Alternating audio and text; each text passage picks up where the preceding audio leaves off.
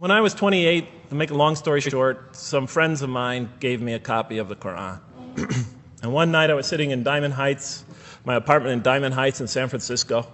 I was working that time at the University of San Francisco. I was 27, 28 at that time, I can't remember. Well, I opened the Qur'an, read the first page, then the second, and then very quickly, in the second surah, about 37 verses into the Qur'an, I came upon the story of mankind. I have to admit, I read through it very quickly. It was about 9, 10 verses long.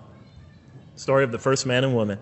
And I recognized some of the details. It was similar to what I had learned when I was a child, but I noticed that there was something wrong.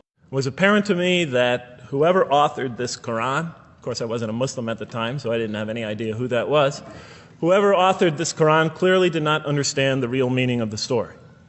Because they had obviously gotten the details confused. They didn't even understand the whole purpose of the story. And so I just read through it once, and then I read through it again, just to try to see what kind of point the author was making, and then I read through it a third time and a fourth, and then I realized this is something strange going on here.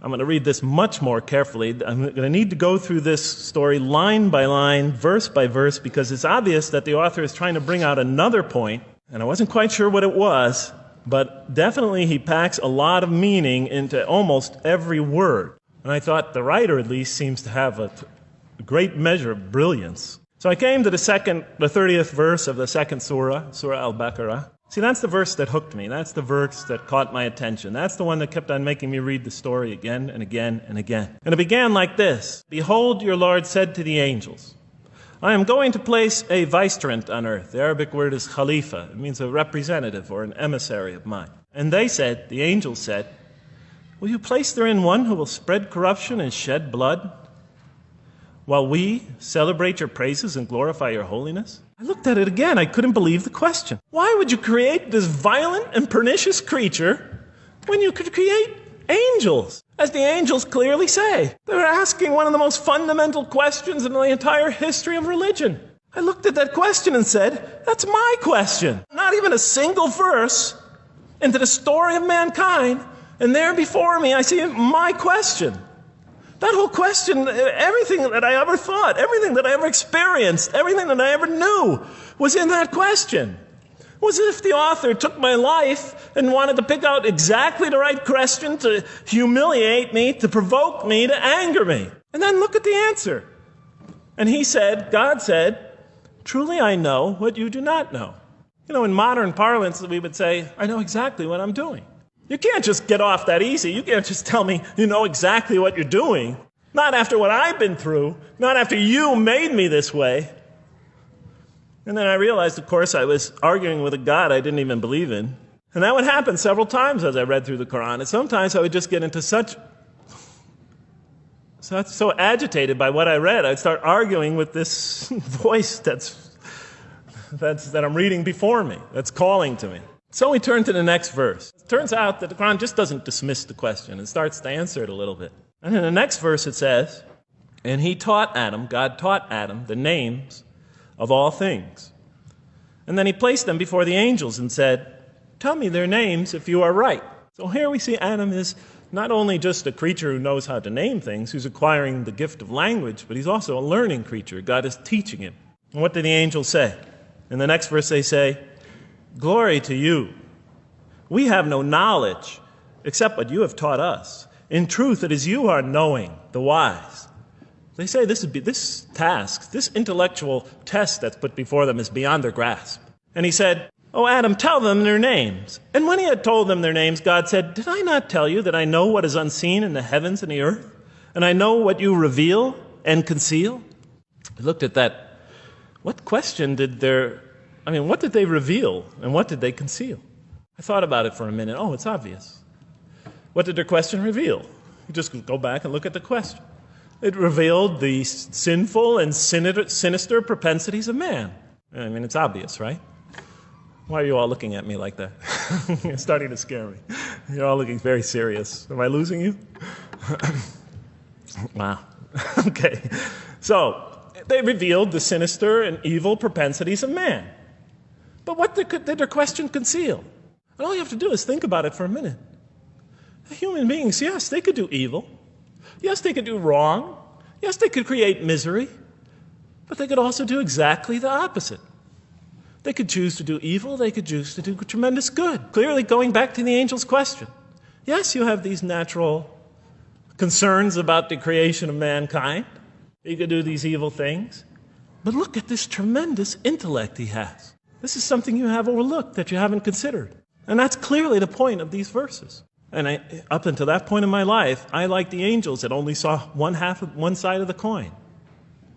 For the first time when I read that verse, believe it or not, it was an eye-opener for me. I had always been obsessed with the evil potentials of human beings. Even though I felt that the author didn't quite, it was as if I realized that he didn't misunderstand the story. He was taking one of the great stories in the history of humankind, one of the fundamental greatest stories in the history of mankind, and molding it and using it as a vehicle for an entirely original message. So we go on to the next verse. And behold, we said to the angels, bow down to Adam, and they bowed down. But not so Iblis. Iblis is like the father of Satan. He refused and was arrogant. He was of those who reject faith. And notice why Iblis does not bow down. He refuses because he was arrogant. We often hear what's the root of all evil? In the West, it's always money, greed, etc. Here the Quran seems to be saying that the root of all evil is not always material wants. It's not always money, it's not always greed. At the heart of evil is arrogance, putting yourself above all others. I looked at that verse and I said, okay, I get why you would create angels, to sort of influence man in a positive direction. But why in this story now are you introducing Satan? What sort of role was Satan play? And then, of course, you just think about it for a minute and you say, yes. The story is telling us that on one hand, we have these magnanimous urgings come from one direction. On the other hand, we have these satanic urgings coming from another direction. In other words, the Quran is telling us that man is not only a learning creature, but he's a moral creature. He has understanding of right and wrong. I noticed that the Quran in this story has a tremendous penchant for understating things.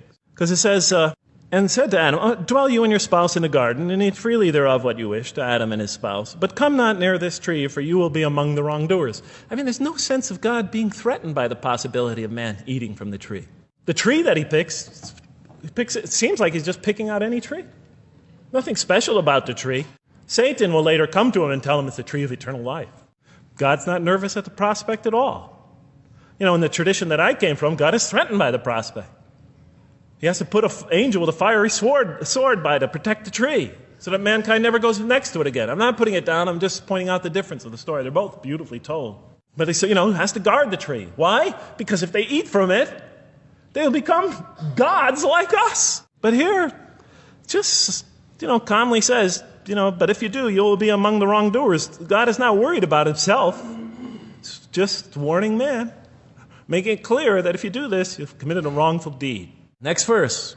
But Satan caused them to slip and expelled them from the state in which they were. And we said, go you all down, some of you being the enemies of others, and on earth will be your dwelling place and provision for a time. But when you read these verses for the first time, this is just so much that catches your attention. But Satan caused them to slip. I remember, I couldn't get that verse out of those words out of my head. Satan caused them to slip? To slip? The greatest sin in the history of the human race, and it's called a slip? In my culture, slip means, you just momentarily, for a fraction of a second, you lose your focus. It's not a big deal.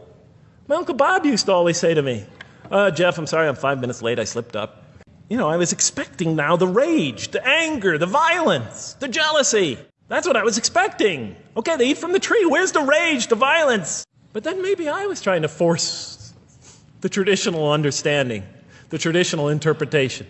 Maybe it was just a slip. After all, they didn't commit murder. They didn't commit robbery, rape. It's not a huge deal. It's not the gravest sin in the history of humanity by any means. It's minor by any standards. But it shows that mankind is ready to act on his own.